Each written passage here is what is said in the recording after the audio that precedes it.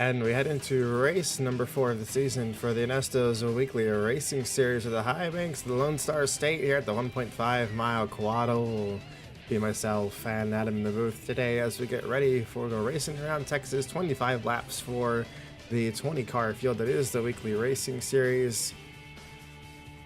All teams are ready as qualifying has already been done. We're getting ready to go through the starting lineup of the race. Adam, are you ready for some Weekly Series racing? No. No? Oh well. Well, here we go. Start off who's on pole. It's going to be Takayuki Miyamoto. Will be starting on a P1 next to Noon Fretcher in the second spot. And that, of course, is going to be Takayuki Miyamoto's second pole of the season. That moves us on to row number 2. It's going to have Adam Douglas on the inside, number 8, to the left of Felipe Waugh for our Real Motorsports. Then from row 3, we're going to have Dale Miles in the number 67 machine starting next to Scott Coleman in P6. Got a couple of Pattersons that aren't related to each other. That's Big Bill Patterson in the Big Bill 85. Starts next to Orlando Patterson in the 92 Ghost Basics. Claire Hawk, starting P9 today, leader of the points. Be next to Garrett Stevens in car number 4. And behind them, we have the Petco 32 machine as Paul Williams, who's going to be starting next to Eduardo Rodriguez for Camping World. Ryan Nolan in the number 81 machine starts P13 next to Michael Patterson in the number 50 car.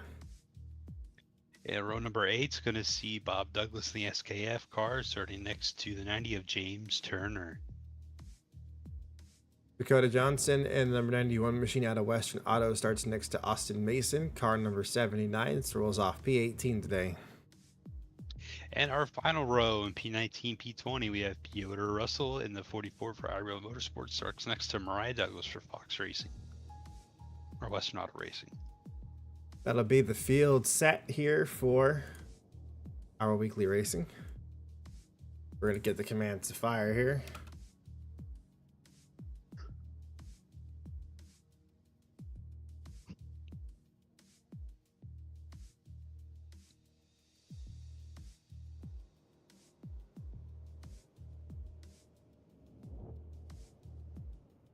That is you. Previous race rider got some work to do today, but we'll see how well you do.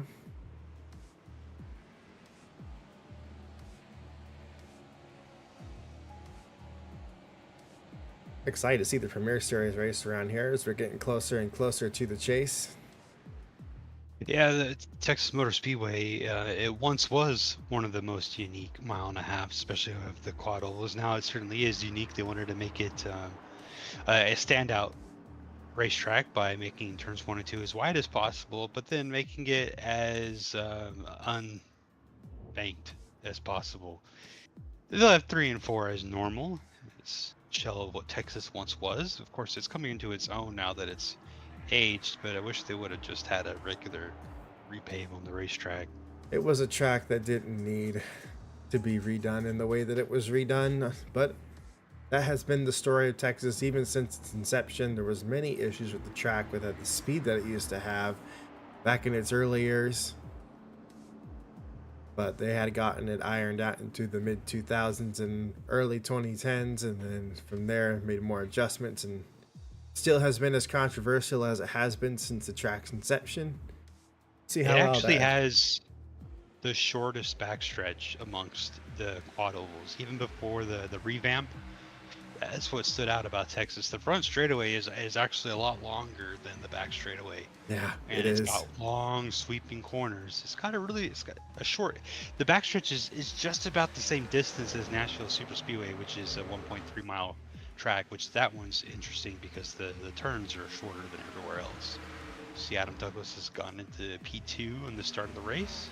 That's why momentum is such a huge thing here at this track, and why we've seen so many things in the past year, not with necessarily our series, but like with a lot of the drama and controversy that Texas has been involved with in other racing series. Well, Texas is in rotation for our final race of the season for a reason. It always brings great racing when FARCA comes around. as Miyamoto is able to lead the first lap of the race. Looks like the 8 car hasn't really quite been able to get a draft on that 29.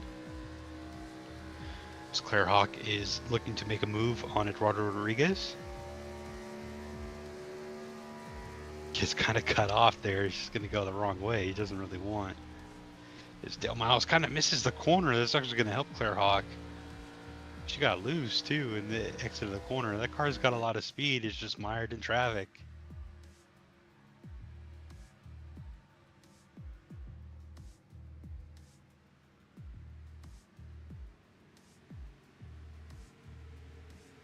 Be wide in the back. A little bit of contact there. That was Paul Williams. Under fire there from Mariah as she makes a pass. Gets it done on the inside. We're going to go 3 wide again.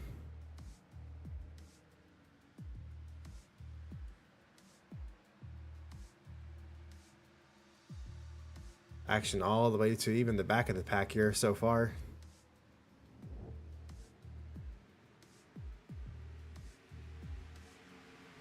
As everyone's on cold tires, new tires.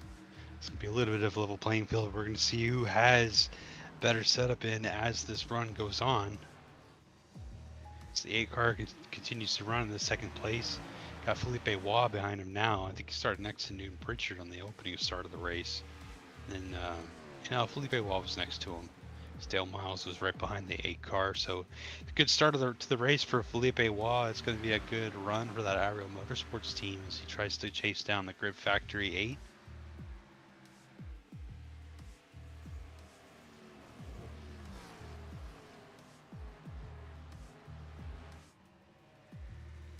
See, Adam's running a lot lower on the racetrack than the 29 is. Miyamoto's having some issues getting to the bottom. Can't quite hold that lane, but he's going to have better speed on turns 3 and 4 over that middle lane. Actually, does have a little bit more pace in it. But that 29 car is really struggling in turns 1 and 2 at the moment.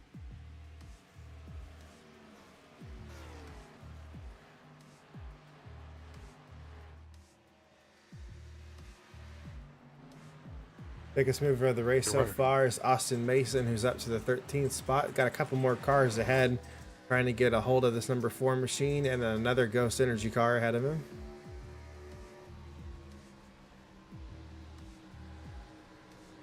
That 79 car has been a big mover for each of these 4 opening races on the season. Austin Miles has not really had the qualifying that he's been looking for, but he certainly has the finishes. On the other end of the spectrum, the car that's lost the most amount of positions so far, that's Paul Williams, who started just outside the top 10, just dropped nearly to the very back of the pack. The Petco machine is struggling today. Yeah, not really what he's looking for. That one of the few cars that has a primary sponsor on it, and it's already fallen in the clutches of Pierre Russell.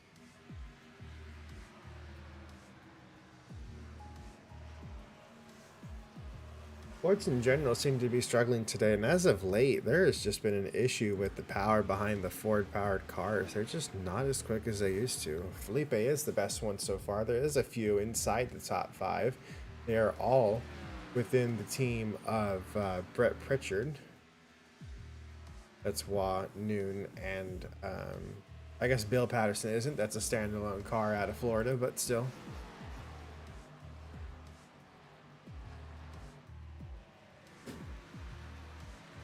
But Garrett Stevens leads the points by 9 actually over Mariah Douglas, Claire Hawks, and P3. Claire's the truck point leader.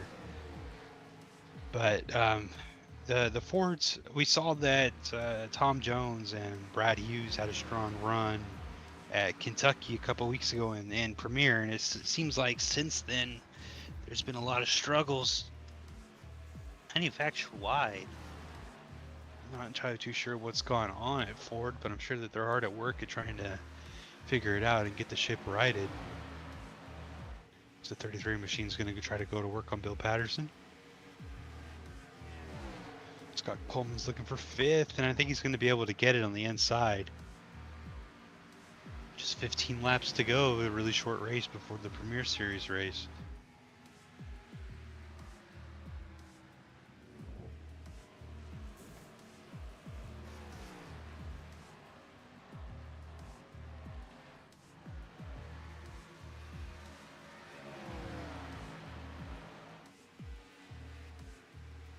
These tires are going to start to go through a change as they're wearing, and we're going to see that the 8 car is now starting to close in on the 29. 69 hasn't had the same luck keeping with the 8 of Adam Douglas, but Adam certainly is closing in on the 29. Missed out on a good opportunity at Chicagoland a few weeks ago. Was caught out by a restart violation. It's a bit of a controversial call, but yeah, it's very cut and dry, I think, on the start of the race. It wasn't a restart. He went too soon. As he's going to have the draft now on Miyamoto, so it isn't going to take too long before he tracks Takayuki down. Mentioned before, Takayuki already had a pole coming into this race. Sits 16th in the points, though, with only one top 10. Hasn't had the finishes that he's been looking for, but today's certainly going to bear fruit for him. I think that the worst that he could do is second, but he's taking care of the 8 car to this point. 12 short laps to go. Mariah Douglas has fallen back into the 20th position with Paul Williams at 19th. Know that they were really expecting to have a different kind of day. It's not going their way so far. So just a little over half a second separates the front 2. Back to 2.5 seconds to P3. Scott Coleman has gotten himself inside of the top 5, got around Bill Patterson. The ghost car moving up.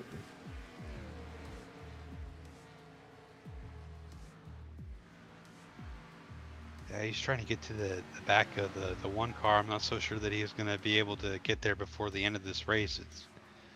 It's even though it's just half a second, it takes a long time to reel that half a second in, especially when the cars are so close together on performance. Really need one of the 2 of them to use up their tires.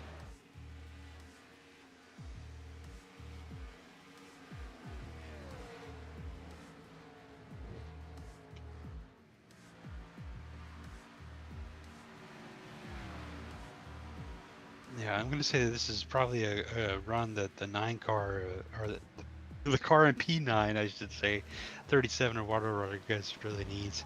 He's 20th in points. He's only amassed 324 points with no top 10s through the season. He's not the worst driver. Oh, he is. Well, he's last in points. He is the worst driver.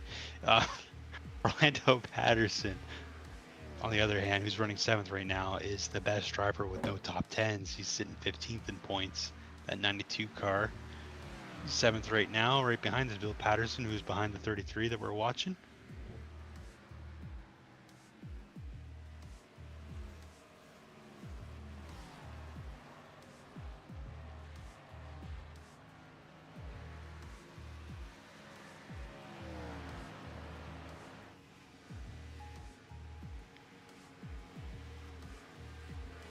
The battle for the lead has really plateaued as Miyamoto is trying to stay ahead of the 8 car. It's still just over half a second. It was running strong around 8/10 for quite a few laps there, but now it's fallen back into half a second. We saw the 8 car struggled in the draft a handful of laps ago. We'll see if that's still going to be the case for the 8. We're seeing that flip-flop thing, and that's going to be a huge characteristic of Texas Motor Speedway. Which end of the racetrack do you want to set your car up for? Do you want to have a really good run to turns 1 and 2, or a really good run and run momentum with a car that runs well in 3 and 4? That's always been a struggle to see, and we've even had that before in truck races against each other where you may be really good at one end and I was really good at the other, and it has this kind of yo-yo effect at Texas.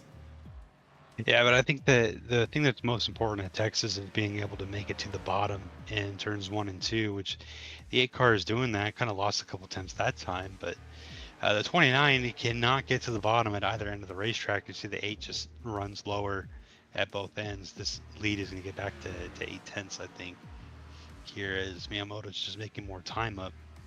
And the 8's got to run lower in order to make sure that he's got clean air, and that's what's going to struggle for Adam. He's going to run out of time here. As we only got 5 laps to go. The 7/10 is pretty much just going to mean that this is Miyoto's race. Don't see a way how the 8 can make up that much time in this short amount of laps. I see a pass coming up here as Coleman's been working his way through and into this top 5 here. Has a good distance now on Newton Pritchard.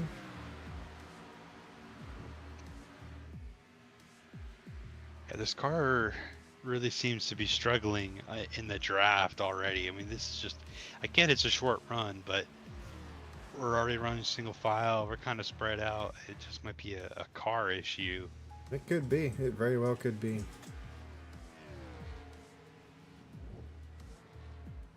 Yeah, because I mean, this 8 car is clearly faster than the 29, but once it gets to the draft and has that dirty air, it just doesn't make up any more time, falls back to 8/10 behind. Yep, that's exactly what I'm seeing happen too.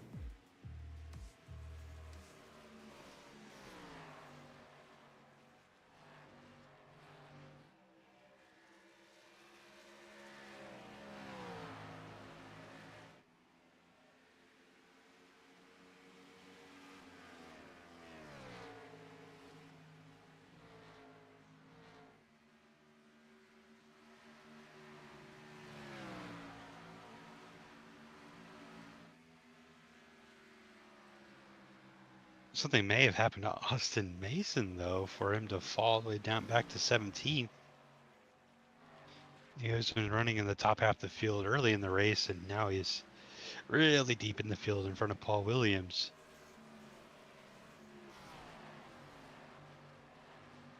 I'm not sure what happened at the 79 there. Pace just definitely died off for him. It is +1 from the initial start, but still really surprising. White flag is out. Ryan Nolan's trying to make a move here on the Ford. Not going to get that done.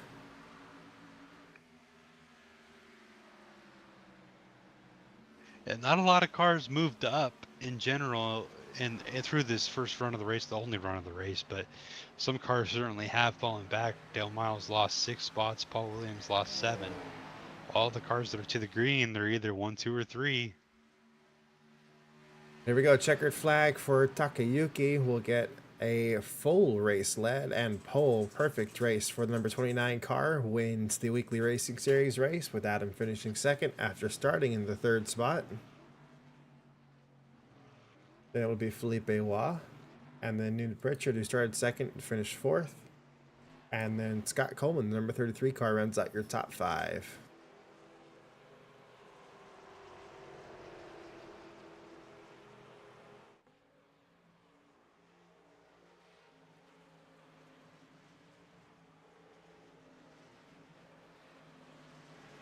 Well, that's going to be our opening blunder, but stay tuned. We're going to have the premiere series. Oh, yeah. We will be back shortly.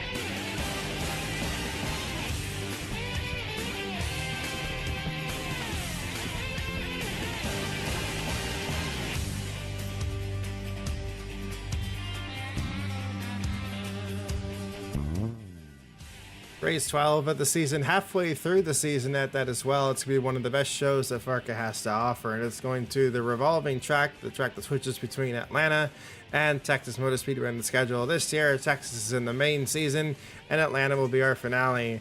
So we'll see who will be able to survive Texas and get the Twin Six Shooter prize at the end of the race today.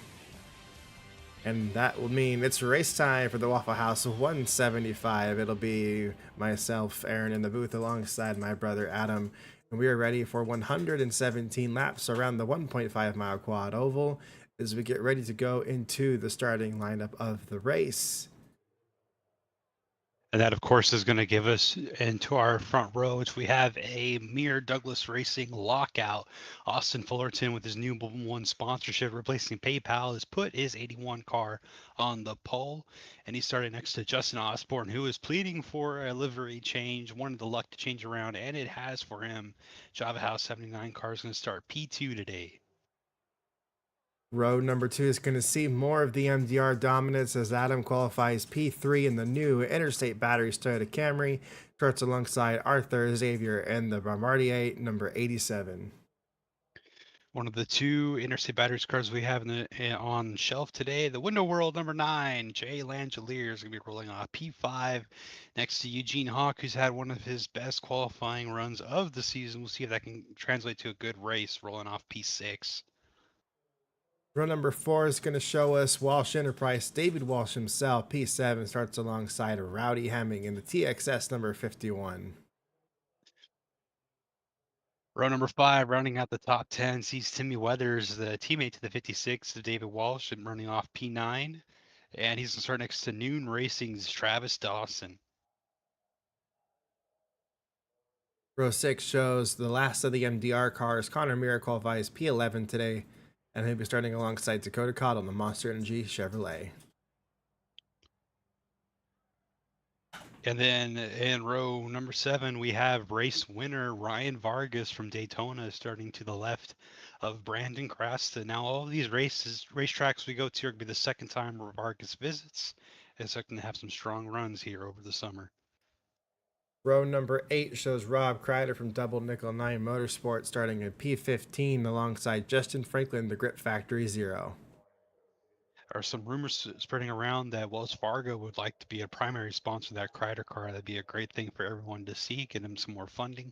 Row number 9 has Kenny Bombera with Western Auto Racing to the left of Greg Graziano in the GoPro Douglas Motorsports car. Graziano continuing a good streak of improved performance since his GoPro sponsorship has come aboard the Douglas Motorsports machine.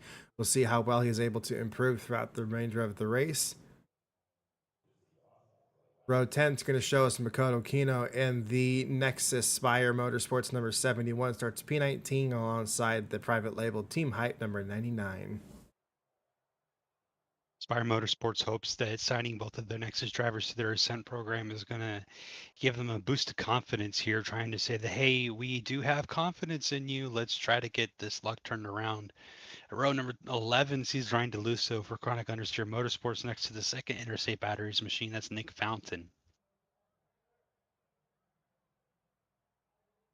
Then row number 12 is going to show us with Reckless Racing's Alan Bledsoe starting alongside the Tom Brad development machine. Brad Hughes, number 7, rolls off P24 today. TBD thinks they're going to have a lot more race speed than they've had in the past. Row 13 has Daniel Quinones and Zach McAdoo. And then row 14 shows the IRM RTR Austin Yocum, previous champion, starts alongside the newly colored UAW Chevy SS of John Cittadino for Team Motorsports. Row 15 has Dylan Touchton for our Real next to another Team Motorsports. 2 teams in a row, I guess. Delphi Chevrolet for Joseph Onesto. And then 16 is going to show Dylan Young and the Western Auto Racing number 19, starting alongside Tom Jones in the number 46 machine.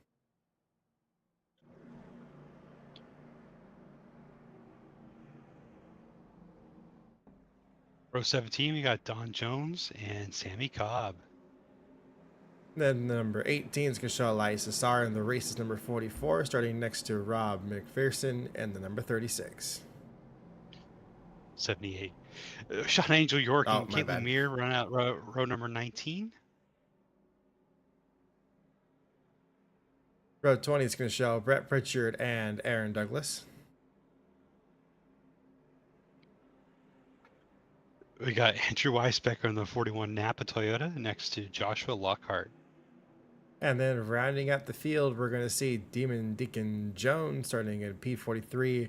Had some issues in qualifying, went up and hit the wall, so a bad starting spot for the number 15. We'll see if he's able to go back through the field and get those positions back. This should be an interesting race to see.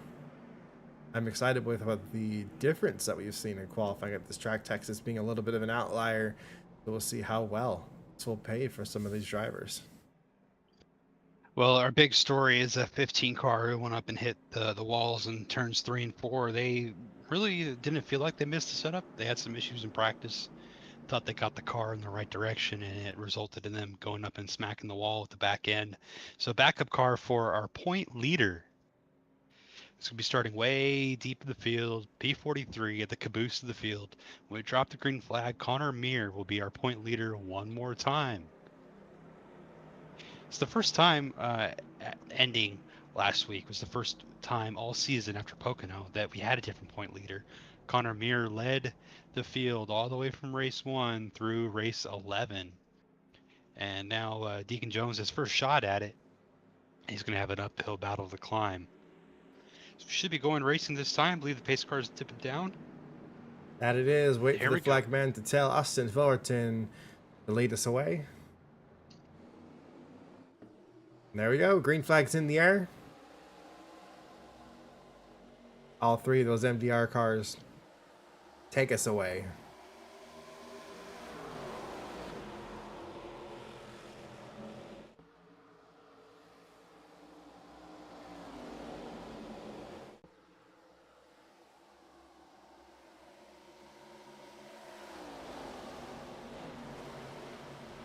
Gonna see a little bit of some immediate three-wide action as the field begins to shuffle. A little bit of rubber already in the track there from the weekly racing series.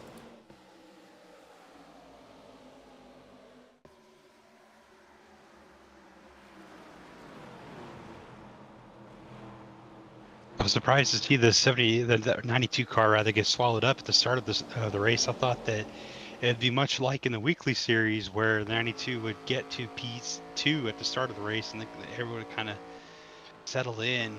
But that 92 is back to P5 as Rowdy Hemming has gotten around him along with the 9 to Jay Langelier.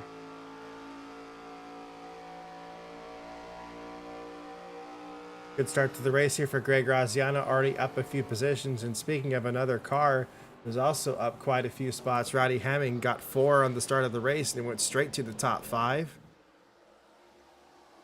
Yeah, this car is a lot more thumpy than our weekly series car, and so they are going to have a lot more horsepower to play with, and they're going to be a little bit more sporty than what we saw earlier this morning. See the 51 with new Cessna sponsorship. It's a full car sponsorship. They were very, very excited to begin a partnership with TXS Racing. It's something we haven't been able to say for a while, but they're really excited to pair with Rowdy Hemming. They're only going to be with Rowdy to the end of the season, and then they will be on the hood of Austin Fullerton's number 25 car to start the 2027 season. That'll be cool to as see. our pole sitter. Current fastest pole lap sitter. turn to the race actually went to Adam, who is now chilling in the 5th position. Up a couple spots, but speed quickly coming back to that Toyota Camry. Yeah, he's just going to want to settle on it. It's a long race, and we know that this 92 car has had a lot of pace through the pit stops, and so I think that they're just trying to settle in to do what they do best and use strategy to get to the past these next 4 cars ahead of him, as his teammate is getting swallowed up by the 9 and the 51. It is a all Toyota top 5 as long as you don't pay attention to who's in second, and that's Jay Langelier, who continues to move up since the drop of the green flag. Up to the 2nd spot now, trying to reel in Austin Fullerton, the Reckless Racing number 9 car. And a lot of success here at Texas Motor Speedway specifically with this exact team. Got a lot of good notes and a lot of good success here when the race was won here by his brother. It'll be cool to see. Oh, this Reckless Racing team has really struggled in 2026. It just hasn't been what they're looking for. They've even been in talks with Ford about reverting. They want to go back to what they know best, and they've really been scratching their heads with the move to Chevrolet. It's just they've gotten a lot of notes, they've gotten a lot of help, especially from Revolution Sport Motorsport and the assets they were able to purchase from that team, but it hasn't played off for them. And Trouble in the oh, we back, got a trouble in the crash, back. an accident. That will bring out the caution. That's a lot of damage to the 41 machine, Austin Yoakum, of Andrew Weisbecker. I'm sorry. Saw the 4 car was involved. Austin Yoakum. Look, the 15 might have some heavy damage. That's their point leader. I was actually going to the back of the pack to go talk about Tom Jones, who has dropped a lot of positions and about to do the storyline of how the Fords have been Somebody put struggling. Yoakum in the wall. Yeah, someone definitely got into Yoakum here. So let's see, trying to figure out what it was. It looks like Trenton is going to be the one who gets into the number 4 car here, coming out of turn number 2. And yes, it He is. just didn't even think that he was out there. It's like the spotter failed to tell him. Then I they really hope jumbled this up. 15 didn't just. I would hate to see the 15 get a lot of heavy damage here, but it looks like he's going to just plow into the back of the 04 Aaron car. barely snuck away there. 41 of Andrew Weisbecker took a lot of damage from that. Tom Jones might be able to sneak away from this incident without too many of an issue. Let's right on board with Aaron, watching his view from seeing this crash happen from in front of him. Aaron had a poor qualifying effort, and he was not very fast in practice either. Just able to miss the 78 car too, but it's a rough start to the race for the 97. A lot riding on this. 5th in points, tied with Justin Osborne for that 4th position. Aaron really wanted to have a strong run at Texas, but it's not been to his favor so far. And Sean Angel York has had an incident every race that he's joined this Ben Autosport team. Just it's been a series of unfortunate events. There's not really any positives that you can take away from that machine, as some of the lead lap cars have elected to come and get tires. Connor Meir pitted from the 11th spot. Adam Douglas pitted from the 5th spot. It's no real surprise that those two MDR teammates pit together. The 92 and the 29 have been working together on their strategy ever since our rule change that took away the competition caution, which we wouldn't have a competition caution today anyway with this incident early. A lot of damage to the 24 Valent Bledsoe. There might have been a second incident.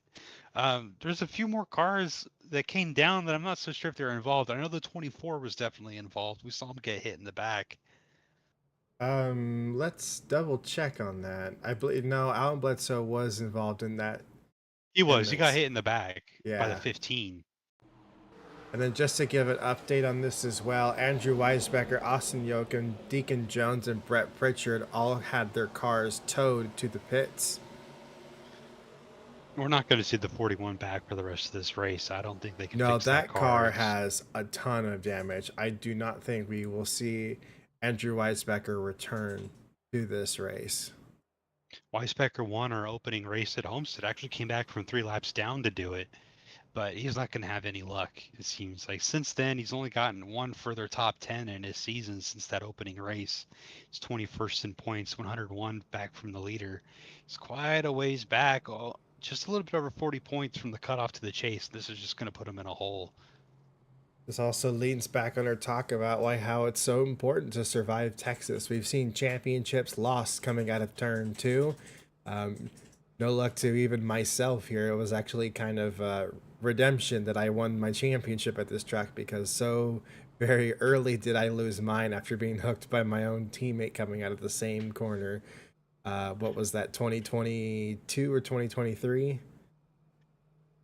We actually didn't go here in 2022. You're thinking of the 2019 race. I am thinking of the 2019 race before we even came here to do this on iRacing.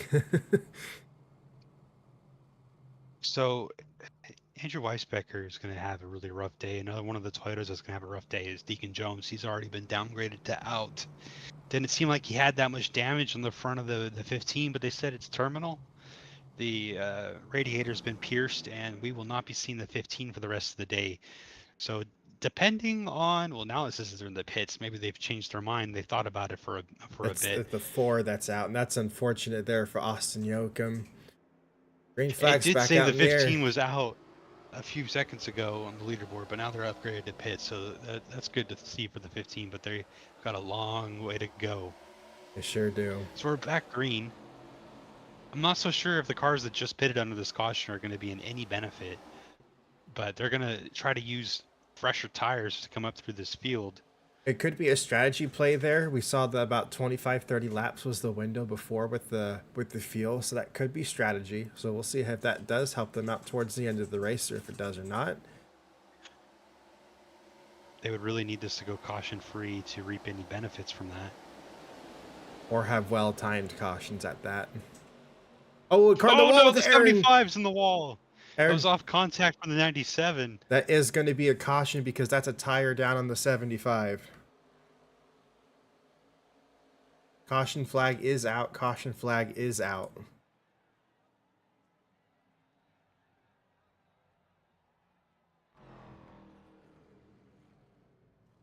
I'm not so sure what the 97 was thinking there. It's just another failure on the spotter's part.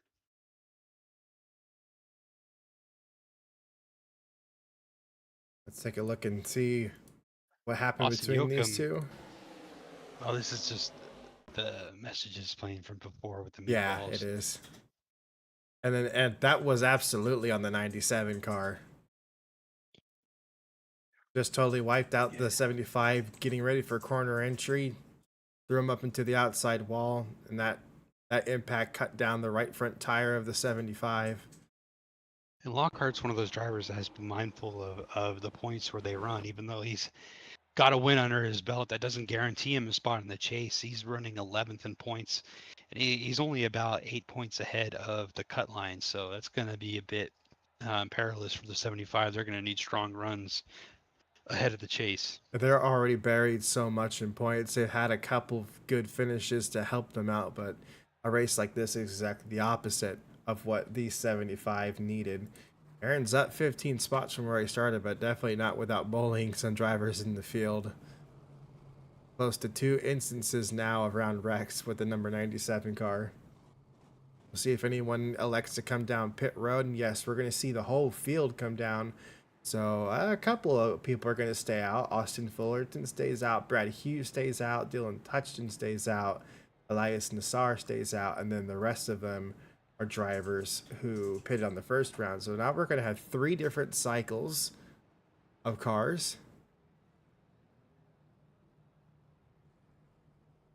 Yeah, but the cars that had just pitted, they're going to have the best benefit of this, really, because they didn't really get that much green flag racing in. Maybe just 300 or 400 feet before the caution flag flew again. So they're going to have some fresher tires than, say, the 4 cars that are ahead of the 92. But I don't really know if the 92 is going to have some pace at this point to get around the 81. I think Austin Fullerton's kind of shown that he's the class of the field at the moment. So the 04 car got the lucky dog. He's going to try to work his way around. Sean Angel's going to need a couple of those to get back on lead lap, though. He says that he's 1 lap down, so this is going to get Sean Angel York to the lead lap.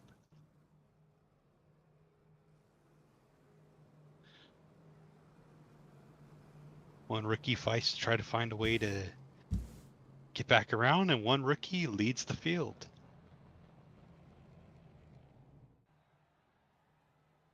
Austin Fullerton, though, has pretty much got Rookie of the Year lined up. I'm not so sure he's got that much competition. I don't think so either, if I'm completely honest. I think it's, unless there's 2 in the chase that then reset, I think it's just Austin Fullerton. Going through standings right now to look for where our rookies are currently chilling. I guess this would technically be a rookie season for Vargas since he didn't do a full season before. Okay. So it's pretty much just going to be Vargas and Austin Fullerton. Elias Nassar as well, back in 25th, needs to get further up. Nassar ran the 1 last year. That's right. That's right. this was his step up into a different part of the series. So yeah, that's pretty much our rookie class. It's a small one for this season. Cody Erickson was Was the most talented. Yes, was touted as one of the most exciting rookies, just for being thrust into Premier without any prior experience, save for a truck season.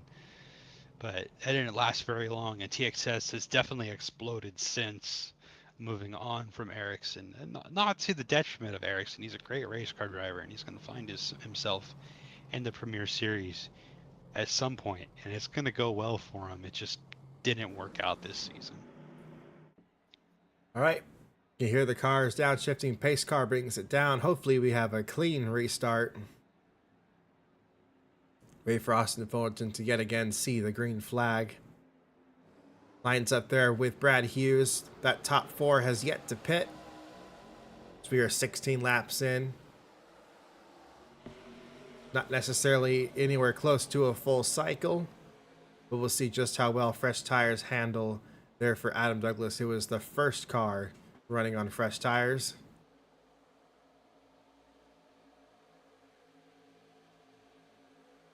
The field stacks up there behind him. We stay clean throughout this first restart lap. 92 is really loose on exit. It's all that's the cold tires.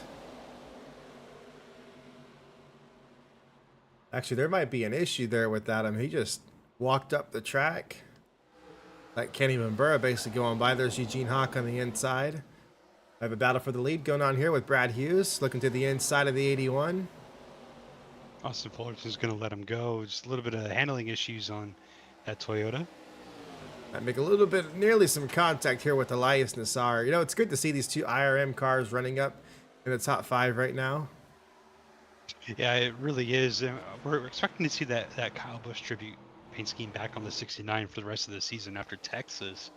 They wanted to have this one at Texas because it's not a home race for the brand, but it's like a regional headquarters for Safety Clean's Performance Plus motor oil, and that's why they wanted to have the regular paint scheme here. But we should be seeing the Kyle Busch Delphi car or livery back on the 69. Big fan favorite and big favorite on that race team for how it looked with this sponsor. As Nassar, who ran second earlier this season at a car that they didn't expect to run second at Long Beach. Remember, they brought a short track car to a road course. And yeah. And it worked. It did work out really well for them. Really strong run, and it seems like they're going to try to steal a good one out this weekend. Lockhart is still on pit road after that incident with the number 97 machine. Yeah, they definitely got a lot of suspension work to fix. Caitlin Mears trying to race around her Toyota teammates, 79 of Justin Osborne and the 56 of David Walsh. There's the number 15 machine. They were able to get that car repaired and back on the track. However, that car is now just going to be chilling several laps down.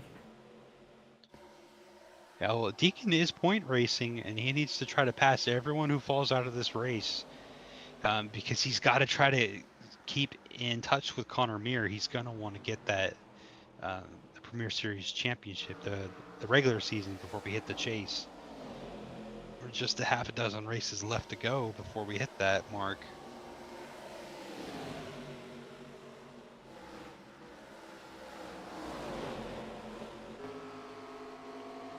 It's such a tight run in the back of the field with so much dirty air going on. It's very difficult to get a run on anybody. The onboard Travis Dawson looking back. Now we're looking forward. That's Daniel Quinones, who won at Texas last year, season finale. That was such a good race for Quinones. Yeah, Massive it was. redemption.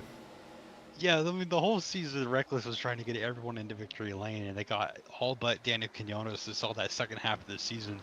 The whole team was working, trying to get him the car to go and do it, and he was able to do it the last race of the season.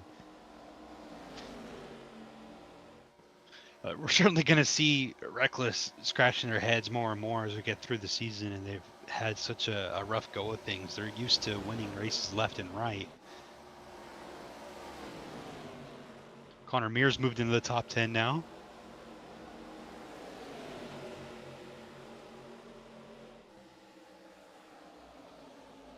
See, the 0 is Justin Franklin, who's racing with the 17 and Daniel Quinones. The car. Oh, we got a big Oh, crash in the back. That's the 4 of Austin Yoakum again, I think. No, it's the 72, actually. The heavy 4 is. damage on the 97. Yeah, that's going to do it for the 97, I think. We're not Yeah, going to have any further incidents with Aaron, I unfortunately. I don't think so either. Let's see if we can find out what happened here. It started with the 72. The 72 ran to the back of somebody really hard. Was that the 3 car? It starts with the 72. I'm not so sure what happened to the 72, but it started with him. Citadino, who is fighting for the chase, fighting for points. He was running top 5 all season long and There just it barely is. got clipped out. Touched the And quarter that's his panel own of the doing. 3. He ran Yeah. into the 3. Nowhere to go for the 97 car, and then even the teammates gets hit in the back. That's the number 19 of Dylan Young. And I think Ernesto may take a piece here from his own teammate as well. And yes, that is what's going to happen. 2 brand new Team Motorsports cars getting tangled up together. Let's see if the 62 gets towed. No, he doesn't. But Joseph's going to be fine with that contact. It's not going to deter him too much. already on pit road there for the number 97.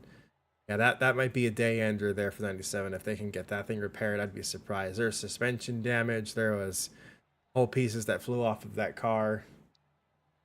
Our leaders have not pitted yet, surprisingly enough. I thought we could see Fullerton, Touchton, Brad Hughes, and Nassar on pit road this time, but it hasn't happened.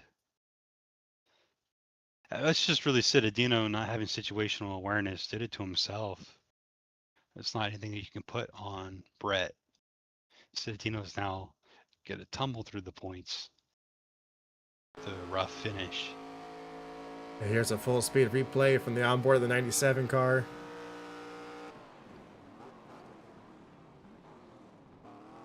Hardly any time there to react.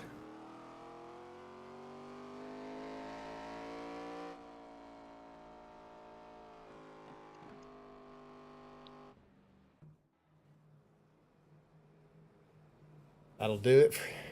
So we're under caution number 3. 3 incidents to start this race off within 25 laps. And I think that's the most we've had in a short span all season long. Brad Hughes is your leader at the time of the caution and ahead of the number 69. That's because we had a car pit from the race lead.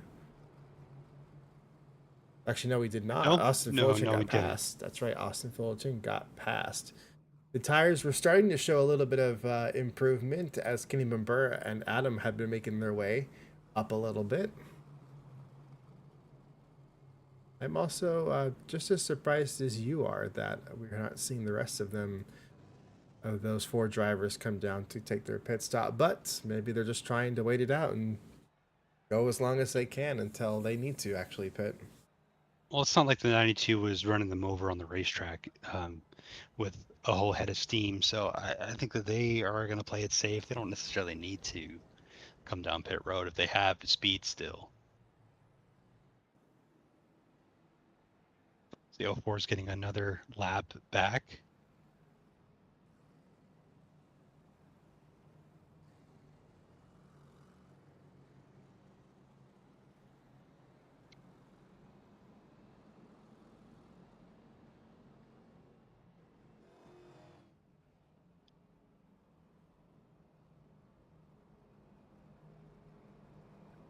So this time we're going to have Brad Hughes racing with the 69 Dylan Touchton on this restart. I think 81 of Austin Fullerton is going to try to attack the 7 to get the lead back from him.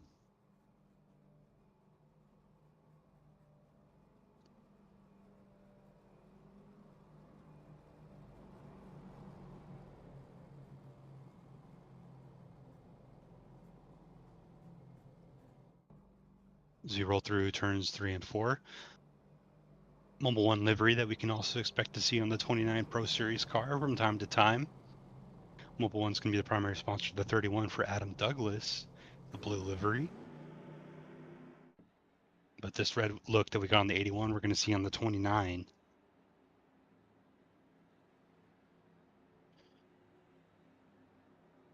And Brad Hughes will lead us to the green flag here.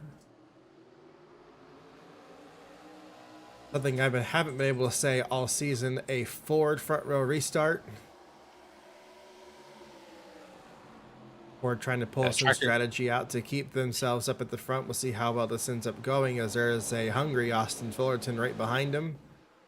Well, the two teammates are hooked up on the bottom, and I think that's going to help the two of them find a way forward.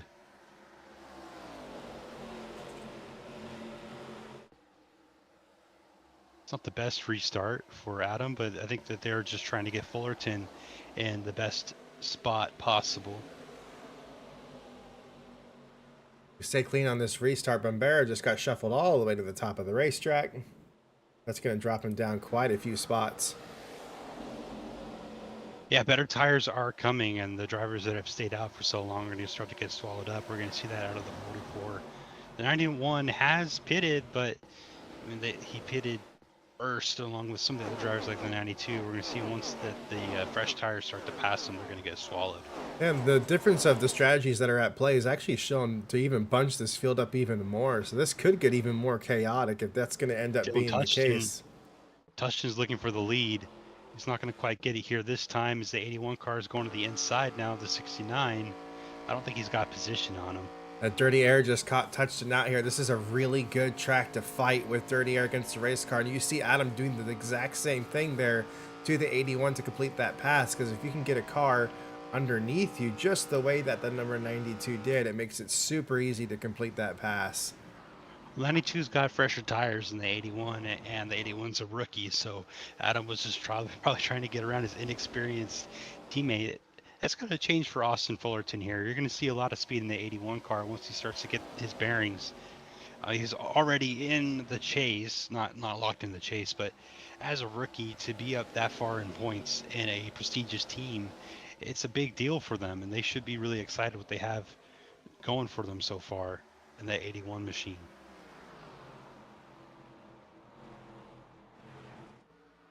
Could also definitely use the fresher tires than the 92 has. Just follow them through, see what they can do.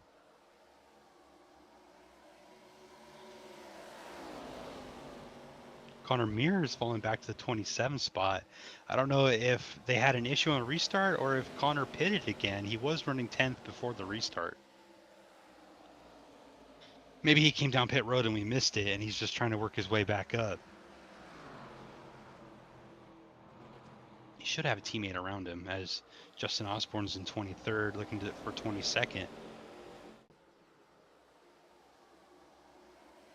Looks like Adam might have a run on the 69 down the back straightaway. Dylan Touchton's really looking for the lead. I think he's got more speed than the 7 at this time. Got to the back bumper of the 7, and I think just that slight bit of contact may have transferred speed back around and momentum. Adam's not going to make a really good pass here if he can get to the side of the 69 and try and pull him back. Well, he's there, but the handling issues on the 69 right now are going to keep Adam from being able to make a big run on him. This is going to fall in the hands of Timmy Weathers. I was going to say, we have a new name in the top 5 right now, and that's a driver who knows this track very well.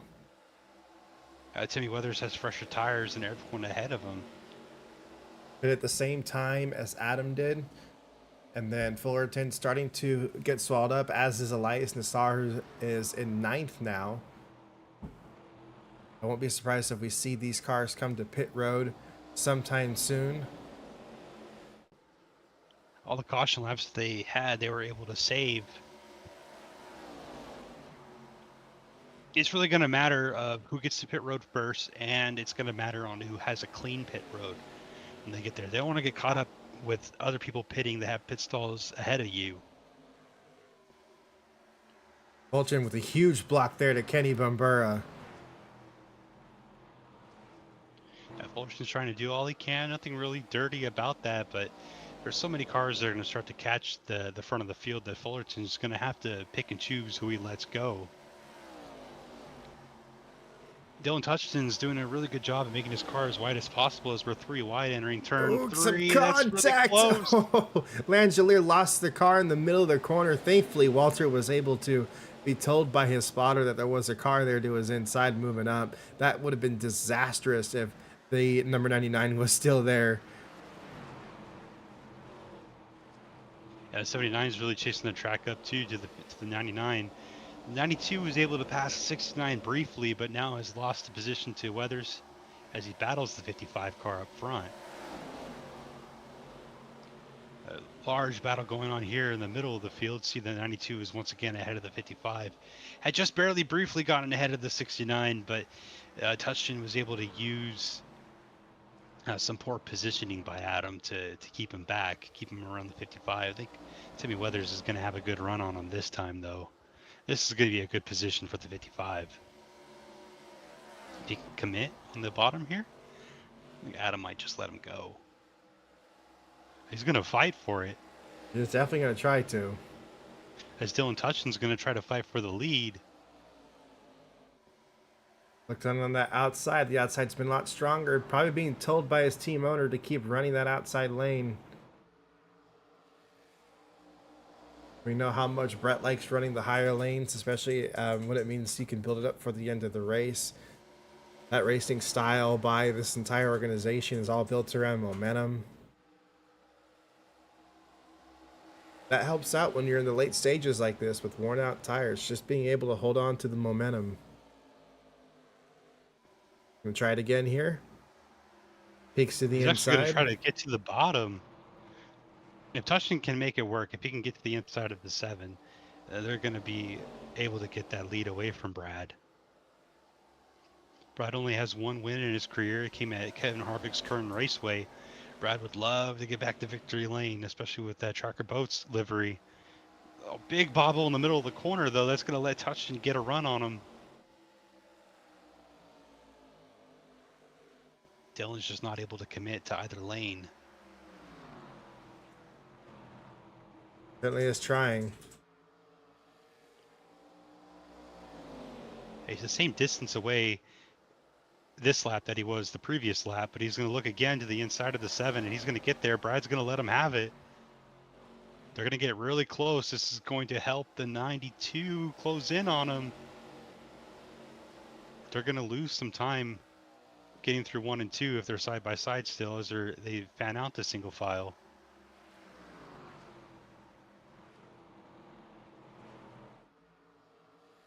Touchton's got a better car. He's able to wrap the bottom. If you can make the bottom on Texas, you have a really good car.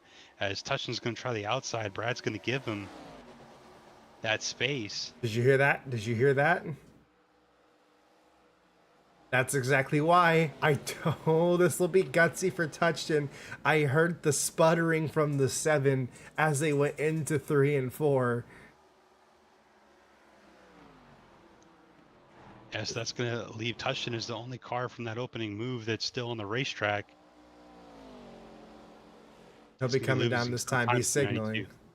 Yeah, he and Nassar have to make it this time. Nassar's going to have to keep Graziano from getting to the inside in the back of the field. P7 right there, not the back of the field, the back of this line. So that's going to turn things over to the 92 as Nassar's able to safely get to pit road. But Timmy Weathers is actually going to lead that lap, keep the 92 from leading. And actually fully takes the spot away at that. Adam's going to fight back on the outside. He's not a big fan of the Red Bull machine. Talk about teams trying to go for championships with Aaron trying to defend his championship and get as many spots as he possibly can. Adam's Look coming at down this. this time.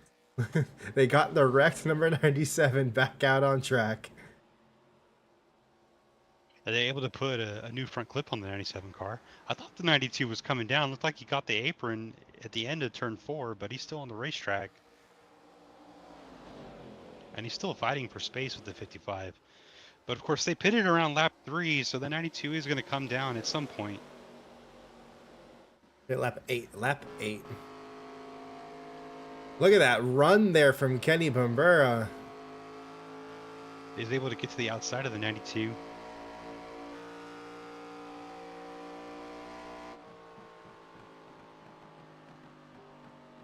Adam's going to start to get swallowed up here by the fresher tires, it looks like to me. There isn't fresher tires until we go back to Caitlin Muir in 7th place. We pitted on lap 13. And then the most recent one has actually been a driver who's been storming up the field. Let's go take a look at that and check in with Joseph Ernesto, who pitted on lap 25, is now up to the 16th spot with the freshest tires on the racetrack. Well, he had to pit. He had contact with his teammate John Cittadino, who wrecked off the bumper of the 3 car. A Despite that, self-inflicted though, wound. that seems to be working quite well for him because it's position after position for Ernesto with these fresh tires. They're going to go on board while he's trying to split 3 wide. You see the damage there to the back of Ryan Vargas as well.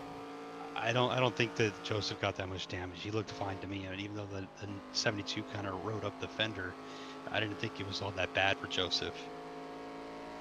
Oh, regardless, it's paying off. He just cracked inside the top 15, working around some fellow Chevrolets.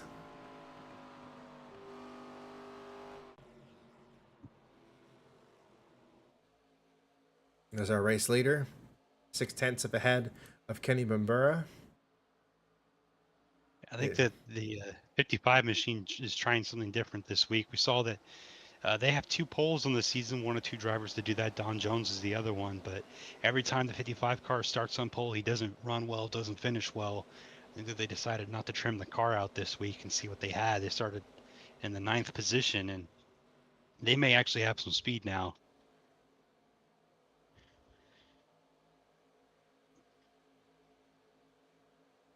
Adam Douglas is losing some ground to Kenny Bambera.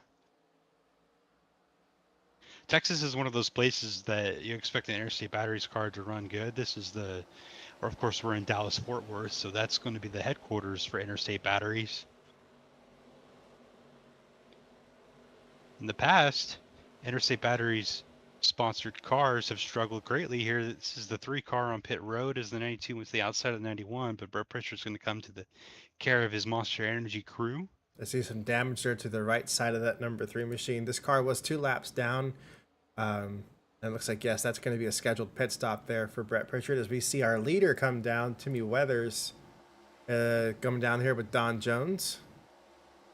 And the freshest tires for the leaders is now at the front of the field as Caitlin Muir leads in her TXS 25 machine. Second freshest, Ernesto. Ernesto will have the most. Ernesto isn't one of the leaders, though. He's back in 15th. That might become the leaders here very shortly.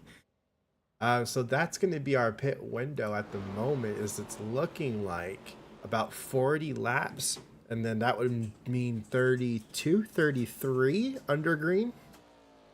Yeah, I think the 92 and the 91 are shooting themselves in the foot here. They're going to have a dirty pit road. They let the 55 have a clean pit road.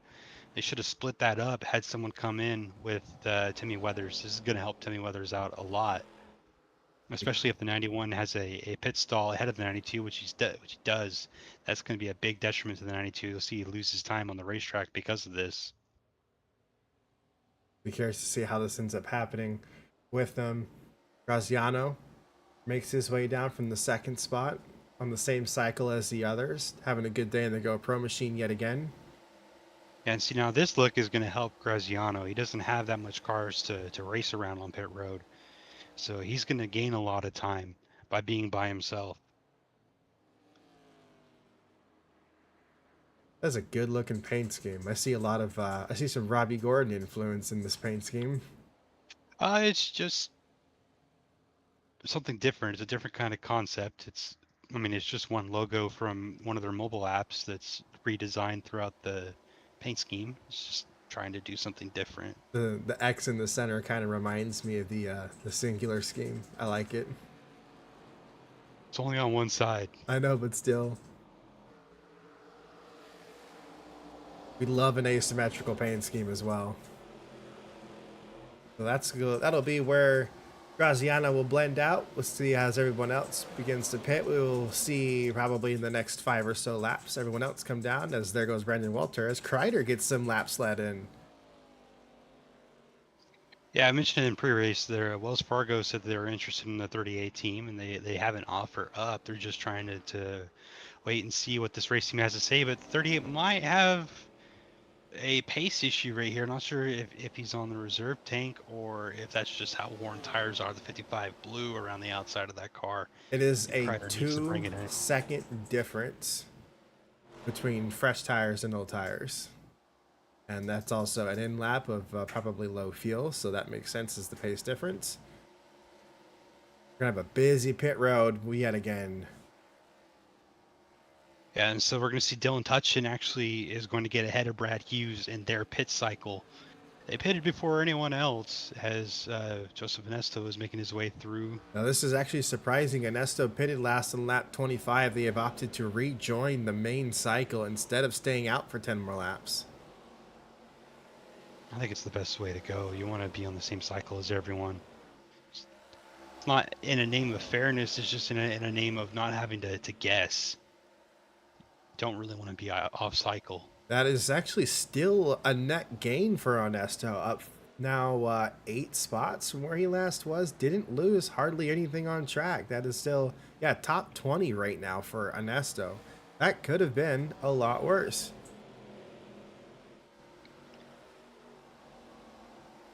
I think the main thing to watch in case we don't have another caution is the 69 and the 7. They're going to pit a lot sooner than everyone else, so it's going to matter of if they're going to have enough on that final run. Yeah, this is where it's going to be interesting because it'll be about 30 or so laps, so we could see them coming in on the 70s and then everyone else coming in on the 80s. Those that pit on the 80s, they should be good to go till the end. But I don't know about our top 4 and Elias Nassar. I don't know if he would be good. I don't know if that would be enough for them. Same for actually, what was rather Austin Fullerton. I don't know if that'll be enough for him either. Well, we're going to find out. The 81 is rather racy at this juncture. Still around a teammate at the 92. I'm sure they would have liked to have kept all 4 of the cars in the top 10, but it's not quite working out in their favor. Connor Mears started to gain some spots up. Saw that he fell all the way back to 31st, but now he's working his way back up through the field. Justin Osborne is back in 32nd. So it's a bit of a turn of events for the 79 car. Strategy hasn't quite gone their way. So the 92 fights the 27. Those two are not friends. Don't expect any kind of quarter between Graziano or Adam on the racetrack, as Don Jones is going to put himself between the two of them.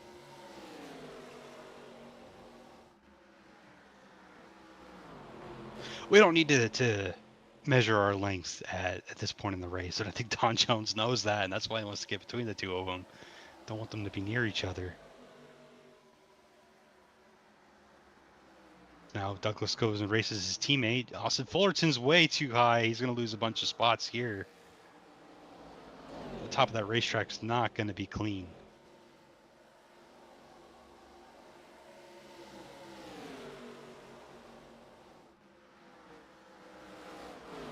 Brad Hughes has found his way around Dylan Tutchin. A little bit up the road from this.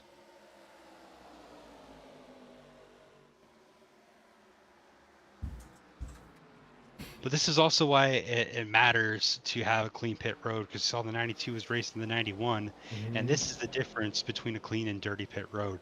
The 91 is all the way up in 4th, about 3 or 4 seconds ahead of the 92, and the 92 is stuck racing Don Jones and Austin Fullerton back here. 2 seconds of pit road time equivalents out to about 10 seconds of on-track time, and that's exactly what we're seeing here with the 92 being a lot further back here than Kenny Bambura, who is all the way on this end. Yeah, they're going to need a caution, and that's really not going to benefit the 92 much at this point. They've kind of lost the track position game up to this point. And it's actually really helping out the 7, the 69. These two Fords are working really well together, 1.5 seconds ahead of the field. This is great to see for Dylan Tutchin and for Brad Hughes. Well, I think that they're actually kind of hurting each other, because the more they're racing, the more that Timmy Weathers is catching them. Weathers started 2.5 seconds at this run. He's brought it down to 1.2. He's going to have their draft here in about 4/10. It's true. And Tutchin and Brad Hughes are going to continue to race. Because, I mean, Tutchin, he's racing for his job. He's racing for his sponsors. He's racing for his season. It's been a bad year for IRM, so racing as hard as he possibly can to show a difference if that means everything to that race team right now. I mean, he's 26th in points. He wants everything to matter, and Texas is just one more point where they can at least try to have the luck change, have the momentum swing. Brad Hughes in comparison is 13th in the points, currently in the chase. One top five, four top tens on this season. Dylan Touchton hasn't even finished in the top 10. So the two of them are at very different ends of motivation and how bad they want this. And you see that Brad Hughes is actually falling into the clutches of the 55, who's probably going to be faster than the both of them.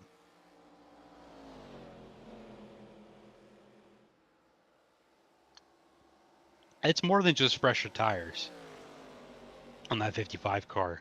It's just we've seen all season that the Walsh Enterprises cars have had different kind of speed to the rest of the field. Not really in comparison to the other Toyota teams, but Walsh is 10th in points. Timmy Weathers is 18th with, I think that's just how they've had the car set up. They've trimmed it out so bad through the first 11 races. But you see, Weathers is going to do the crossover right here. He's going to make quick work of both of these Fords. It's just going to matter of how they draft as Dylan Touchton's able to block him.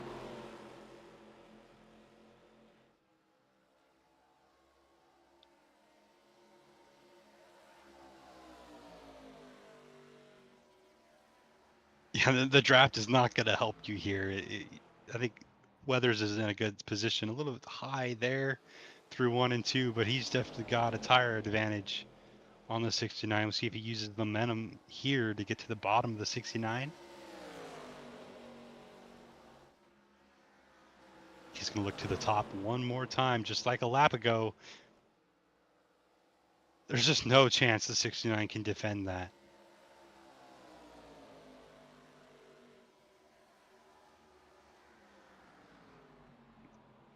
That's good for Weathers. Yeah, it is. It's refreshing to see this team. He's a champion, mind you, from TXS Racing back in 2022. It hasn't had the same since then. He's gone to Supreme Motorsports, tried to have speed, didn't work out. He went to Welsh Enterprise, and it's still. I mean, he's gotten a couple wins through the shuffling, but it hasn't really gone his way. This one, though, is a Robbie Gordon paint scheme, by the way. It's the old 83 from 2005 at Watkins Glen. If you wanted a Robbie Gordon paint scheme. Dylan Touchton's able to use the draft to keep a hold of the 55. I think Touchton doesn't want him Touchton to get away. may have been saving behind these cars, and that's why he's been hanging on the draft as much as he has. That car does have speed, though. It does have speed, and it's good to see. It's good to see for RL Motorsports. It's just it's going to be a blueprint. We're going to hope that they can find at least one or two of their cars to have this kind of momentum going forward. As Touchton's going to use the bottom here, he's going to get the lead Wow. back. That's actually usually the other way around at this Yeah, racetrack. Weathers used the outside to beat the 92 earlier, and he uses that same move now to retain the lead and lead this lap. That was a little show of performance there to Touchton, though, with 13 lap older tires. That's pretty impressive. Yeah, and he's just using the draft to keep a hold of the 55. The 7 hasn't had the same fortune. And Brad is actually going to fall into the clutches of Caitlin Meir here pretty soon. Should be seeing cycles begin the next 5 or so laps from the cars that are on the same cycle as Dylan Touchton.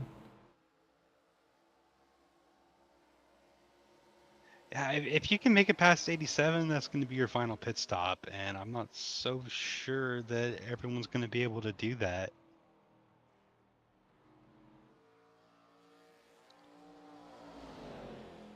We'll see. We know that the 69 and the 7 are going to be running close.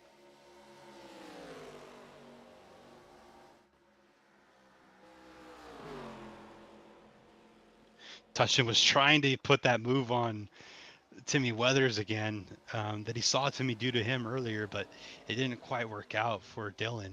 Not the same kind of pace. Didn't have the grip on the outside.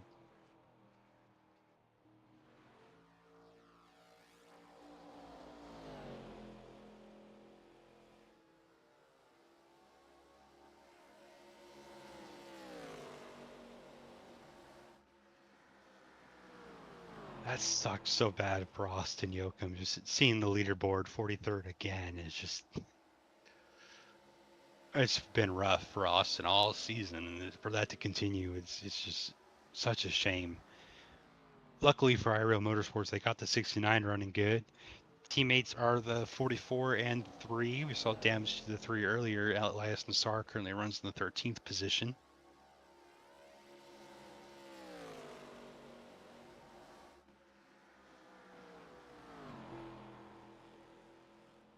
Yeah, fuel might be starting to run out of the 69. See, his grip is starting to go away. He's losing touch with the 55 car. Just kind of out of control from middle to exit. The corner gets loose. Saw him hit the apron that last time. That's not going to help his efforts.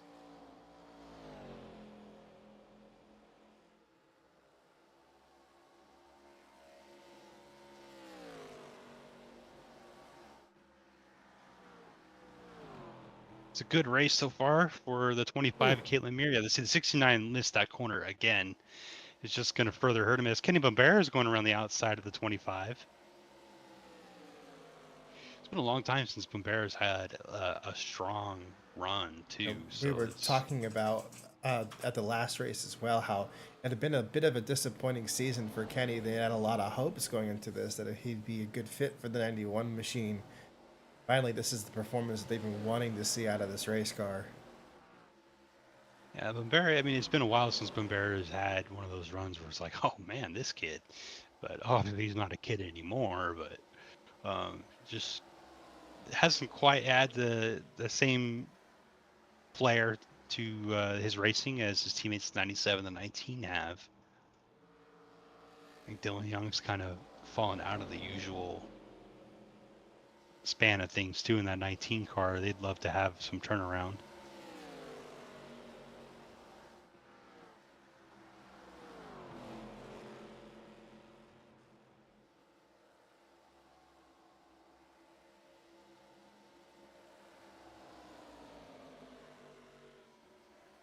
So our top 5 as we run, Timmy Weathers, Dylan Touchton in second, is falling back to about 2 seconds behind then. Kenny Bombera, as we're seeing on the screen now, runs P3 as Brad Hughes and Caitlin Meir fight for 4th. It's going to move Brad down to 5th. Greg Graziano and the GoPro Machines in P6. Adam Douglas and Interstate Batteries Toyotas in 7th. Still a good battle here as Caitlin Meir's thundering around the outside this time. The Kenny 25 car might just have a strong grasp of P3 now. We'll see if she can get on up the road to Dylan Touchton for P2.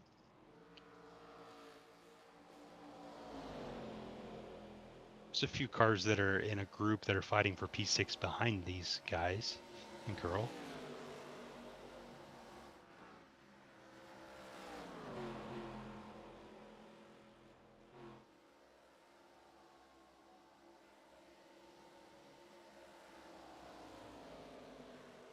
"34 cars on lead lap. The last car on lead lap is Travis Dawson and the 8 car for Noon Racing. David Walsh has fallen all the way back to 33rd. Saw he was running in the top 10 much earlier in the race.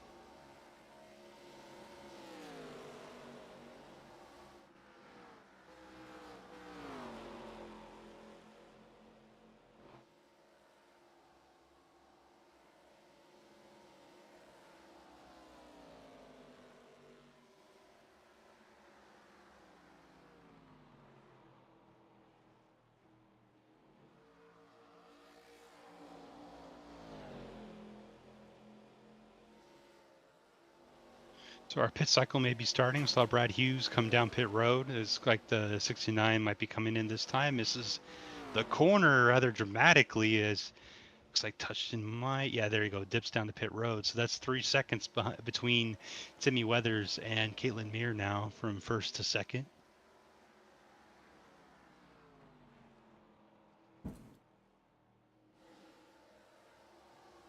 So Elias Nassar is on pit road too.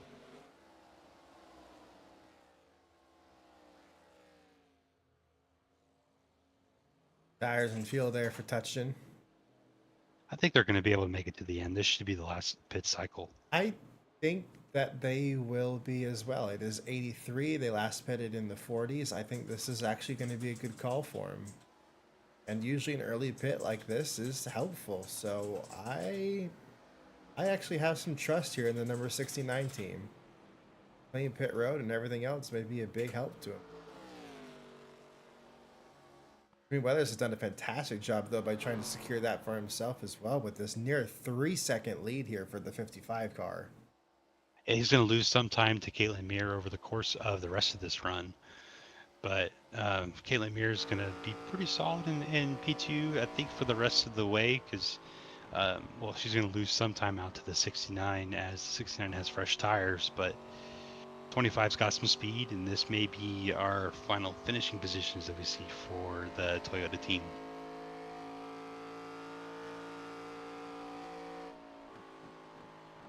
Kenny Bombera runs P3.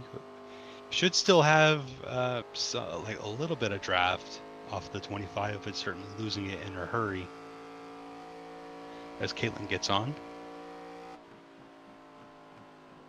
Bombera's got about 3 seconds clear to Greg Graziano and Arthur Xavier, teammates at Douglas Motorsports.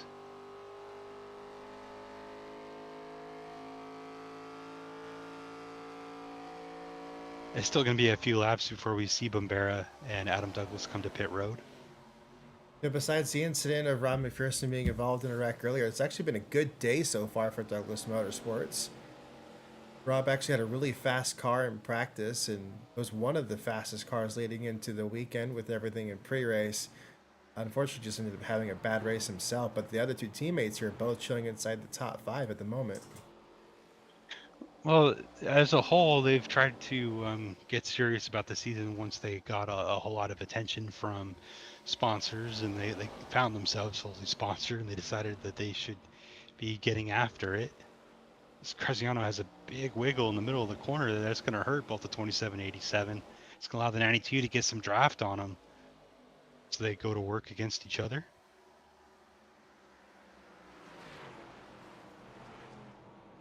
The 69 is still racing the 7. They're racing for position as they've both pitted. They're trying to find their way through the field to unlap themselves. Weathers comes down the pit road this time. That means that we should see the 92 next time, along with the 91.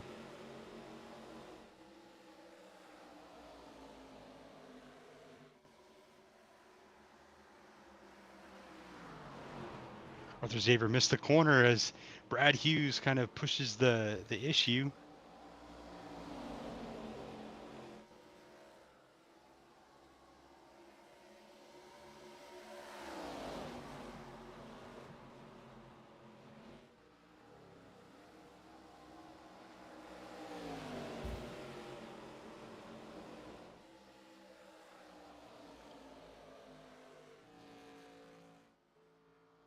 Here's to see where the 55 is going to end up cycling.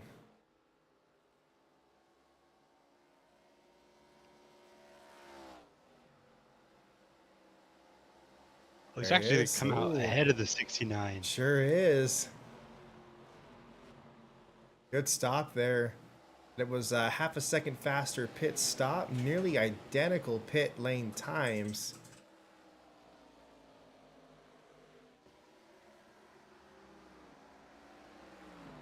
See, Bombera's coming out, and it will be a bit further behind as well. More cars begin to trickle their way in.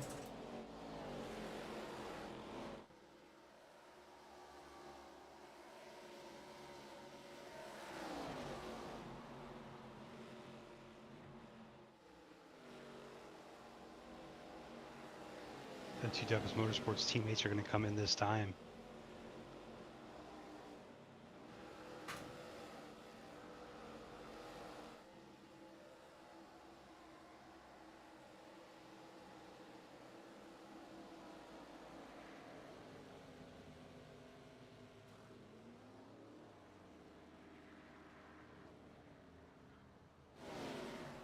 Brad getting his moment in the spotlight yet again, staying out a little bit. Sammy Cobb just behind him. Sammy's trying to find a way to get some kind of momentum going. Rough season so far. It's Brandon Walter running P3 at the moment.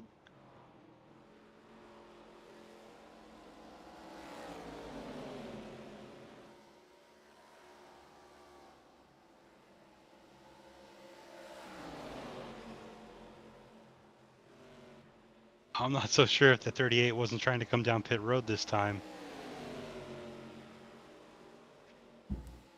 The 25 needed to make up as much time as she could. And she wants to go chase down the 55 and race Timmy Weathers. Could be about 2.5 seconds between them. As Bombera almost slid right into the 38 car. 38 showing back some displeasure. They're going to still be side by side entering turns 3 and 4. Kreider's trying to pit, I'm pretty sure. The car that runs The 77's out going to come down. before we get this, they don't want to be the caution to start to bring out the yellow this late in the race.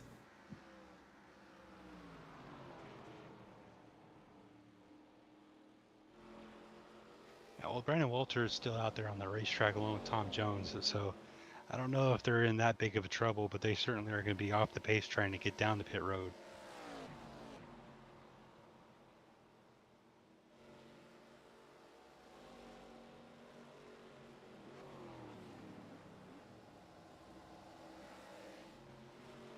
Tom Jones wilding it by staying out.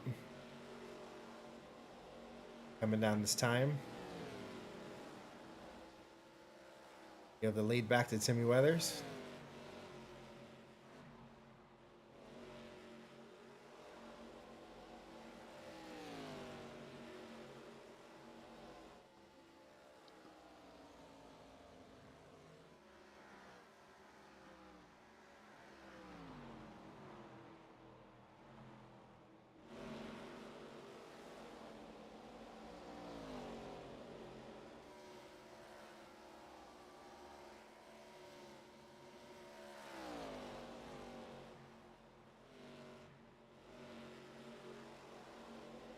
Yeah, a net positive for Elias Nassar to be up to P7 right now through the pit cycles. He was 13th before this one started, so to get to the P7 is a very big gain for them. I'm sure they're going to be really happy to be where they are.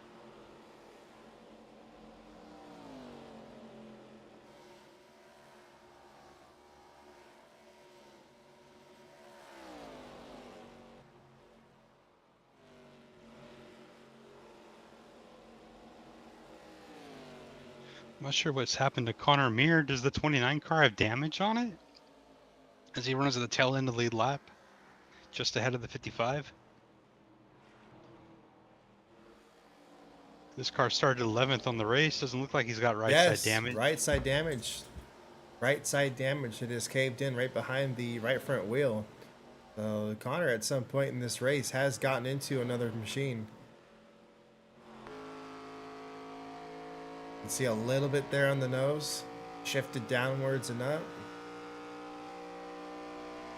That's unfortunate there for Connor. See the scrapes there on the door as well.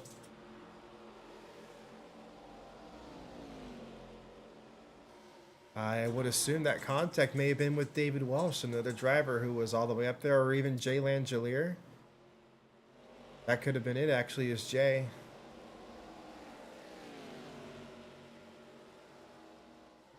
Both of those cars were up towards the front of the field. Well, Connor was around 24th or so before the cycle. For him to be at the tail end of it, I'm not so sure.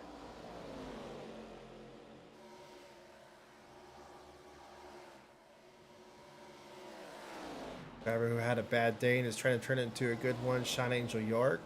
Getting close to being inside the top 20. Number 04 machine. Yeah, he was involved in the opening lap incident as he's running ahead of Dylan Young.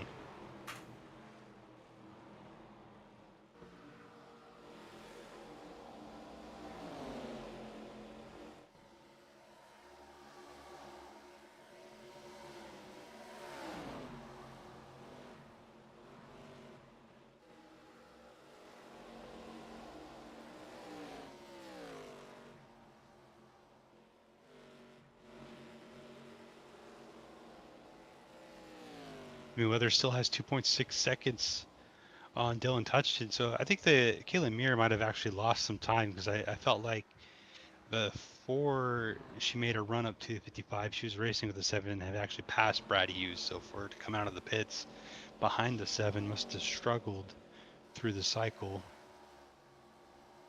as she's now reclaimed P3.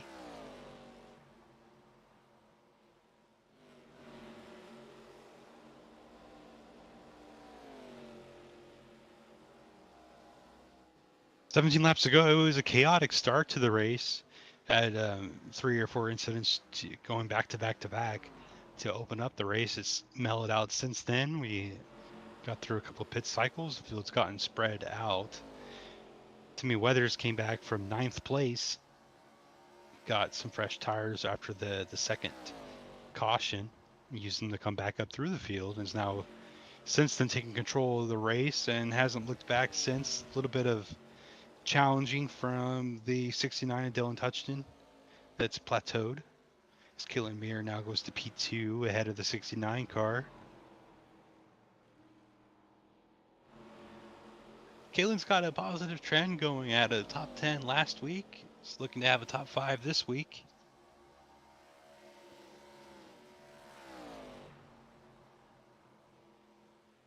Remind you that all-time stats for FARCA are kept at UnitedRacingDesigns.com. They're not up to date at the moment because we've had a little bit of issue with the hosting site throughout the week. Couldn't get the stats from our previous race on there, but now we got what we're about to have to put on there.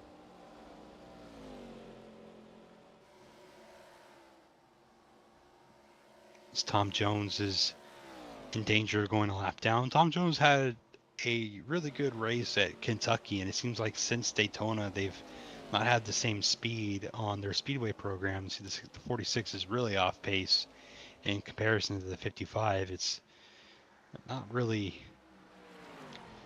I'm not so sure. I thought that Tom Jones was going to be a force to be reckoned with, judging by how he came up all the way through the field at Kentucky. It seemed like his mile-and-a-half car was really strong. They've really struggled the last couple of weeks. Their teammate, Brad Hughes, runs P5, so it's not like it's an organizational-wide issue. They just need to figure out. Maybe they made an adjustment to their setup or something, but they really should go back to that Kentucky trim.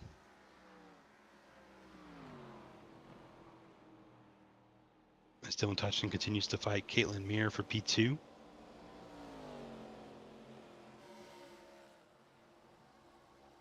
Daniel Quinones has fought through the field to get it to P8. See, Elias Nassar has fallen to P11.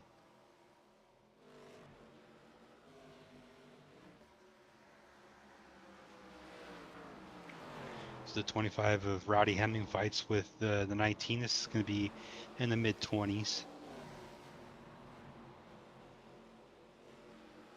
Dakota Cottle racing Austin Fullerton, who is our pole sitter. This is the battle for 16th on the racetrack.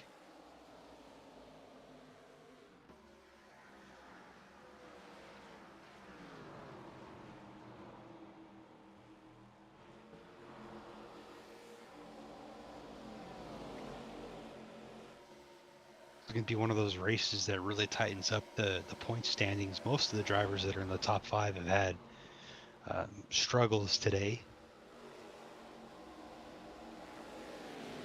Of course, their point leader is going to finish really deep in the field. Deacon Jones with the opening lap accident.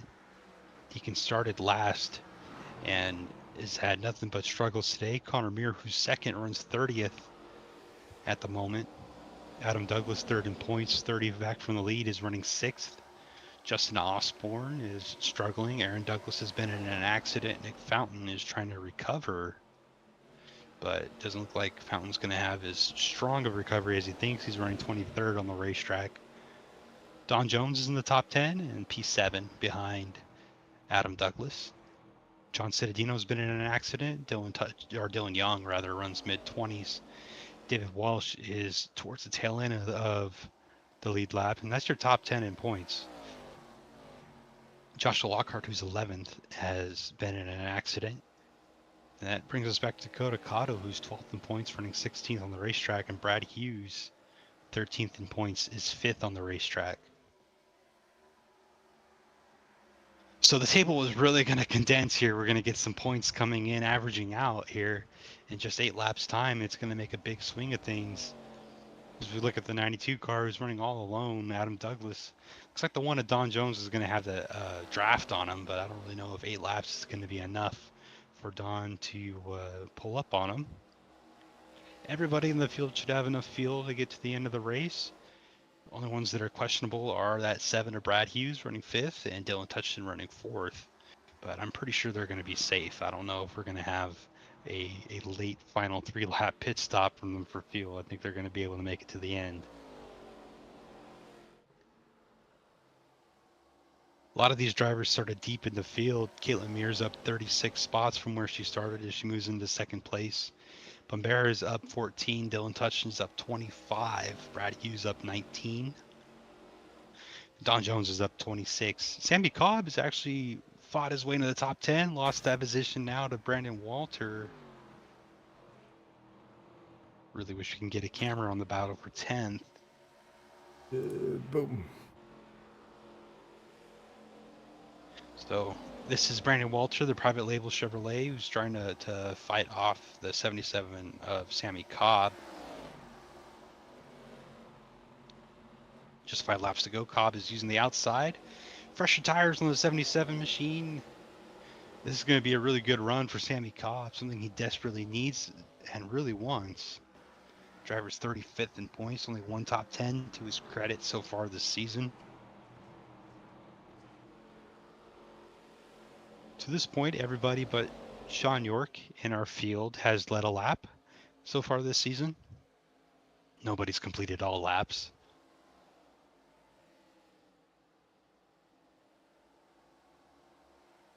Caitlin Meir once again moves in the second spot as we look deeper in the field. That's Brandon Crasta. This is Sean York in the 04. This is Sean York's 5th start of the season, and it's going to be the 5th race, or the first race that he finishes, actually, which is just, that's a rough go of things. That is. 4 starts. Yeah, 4 starts, 4 DNFs. Nobody would imagine it that way. Yeah, we thought he was getting a welcome to FARCA moment. He really got a welcome to FARCA moment.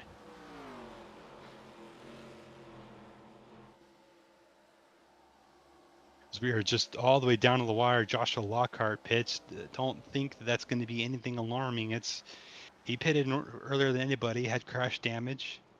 This shouldn't be an alarm for the 7 or 69. I think they're going to make it to the end.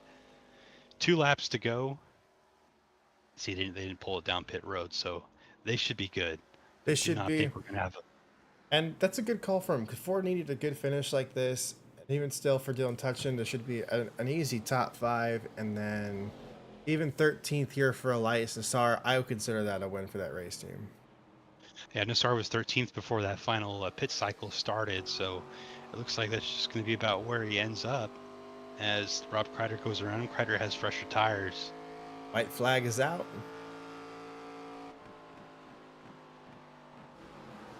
One more lap here for Timmy Weathers. 3-second lead on the field. Dominant race car from the number 55 machine today. Teammate David Walsh involved in probably an incident at some point during green flag race cycles. Not going to be the day that he's going to want, but it'll be checkered flag here for Timmy Weathers, who will win the Waffle House 175, and a huge win here for our previous champion. Second place. How about this for Caitlin Meir getting second today? Yeah, it's going to open up a streak for Caitlin. She finished top 10 last time out, and this one's going to be second for her. So 3rd top 5 of the season. It'll be her 4th top 10. She really turned on the heat lately for TXS Racing, that 25 car. Graziano getting another top 10 with the GoPro machine. That they're going to be happy with this sponsorship and the upwards trajectory that is this organization. His teammate finished just outside the top 10. Did succumb to the number 99. Another top 10 for Brandon Walter as well. Well, going back to Graziano, 36 in points when GoPro jumped on, and a lot of people were scratching their heads thinking GoPro was out of their mind. But it's going to be every single race that GoPro has adorned the 27 car. They've gotten the top 10. So they're not crazy. They're just a bit early. And Brandon Walter, yes, certainly is a great run for them. The points have been up and down for them. They're 28th. They're not going to be 28th after this with all the cars around them having struggles.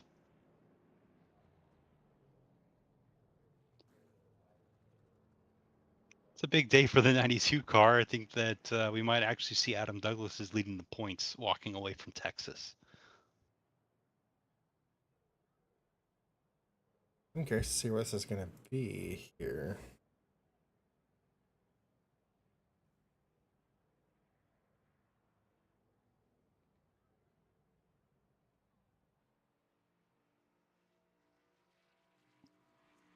Adam actually qualified P3 for both races. He's third in um, the weekly series and third in the Premier series.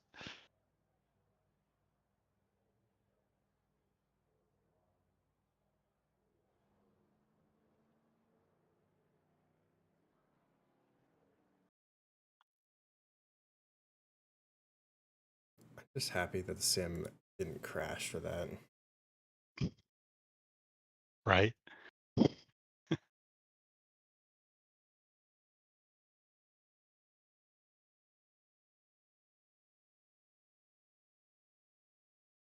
Oh yeah, I got logged out. Let's go.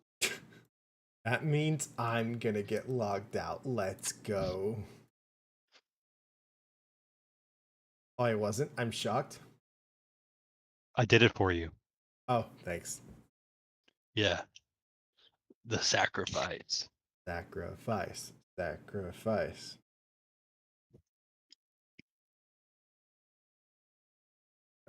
Need to save this. And we just now got engines fired for Nashville, so right on time. I Oh, want to thank wonderful NASCAR timing. for waiting for. I want to thank NASCAR for waiting for us to finish up at Texas. What a good bunch of boys. Oh,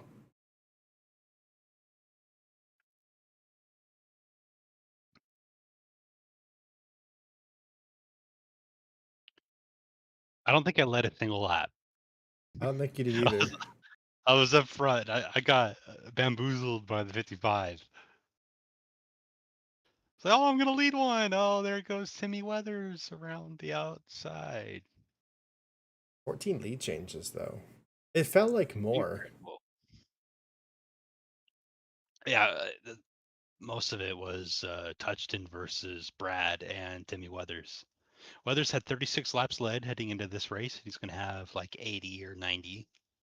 All cars past post race inspection. That means Timmy Weathers is, in fact, your winner of the race. And we'll I see didn't pass here. Deacon. You did I didn't not. pass Deacon. Oh man. Oh, I got logged out. 4 points. 4 Yeah. points. Oh, man. And what's the bubble looking like? Ryan Vargas just a few points out. Lockhart is. Oh, that hurt Lockhart. Yep. Fullerton's And now now there's close. Hemming is. Look there's at now a the gap. tie. Look at the tie for 17th to 19th. Yeah. Three-way. There's another three-way tie for 25th in points. There sure is. Arthur Xavier gained 2 spots in points. Good. Finally. And Sean now makes Quinny Azobi last in points. I think Austin Oh, Yoakum is the only full-time driver to not get a top 10. that's just insane. What a poor season for Austin Yoakum. Yes.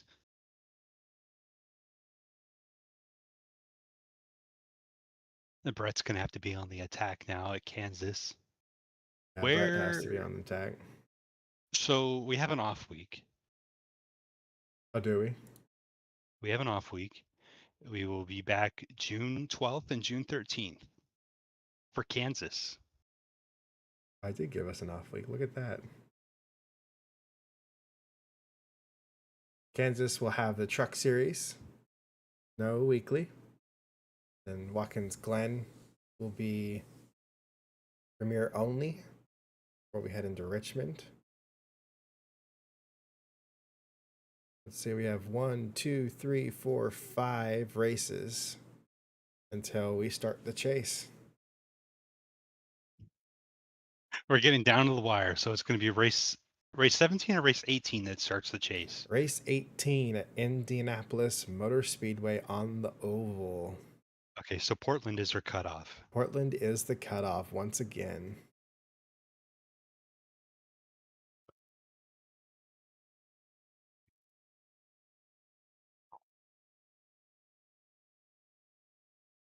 With how our chase went last year, that should be a lot of fun yet again.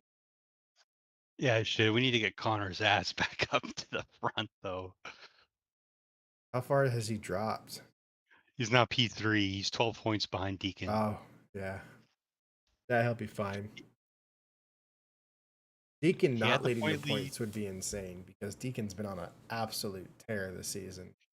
Yes, but now just like last season, I have the best average finish in the field, and I'm P2 to Deacon. It's the same as last year. I'm curious to see how this chase will go. I went from 4th to 6th from that race. Yeah, but you are the exact same amount of points. Oh yeah, I'm behind. chilling. No wins, but I'm chilling. I'm the best driver without a win still. I'll take that. You were 32 points behind Deacon coming in. You were 32 points behind Deacon leaving. We'll see how it goes. We'll see how it goes.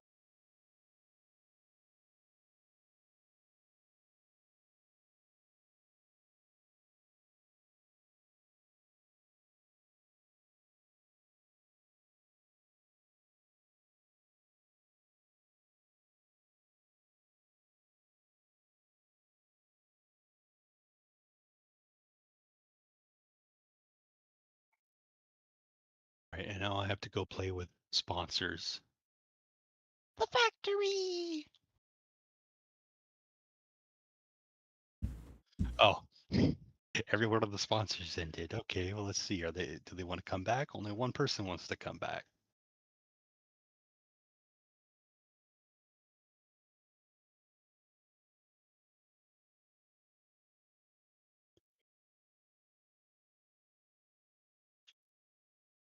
Is iFly still a thing? Yes, I believe so. Let me double check. They are. There's one in San Diego. And Roseville. Yeah, they're still a thing. All right. So we will see you guys then next week for Kansas. Sorry, not next week, the week after. And then, Yes.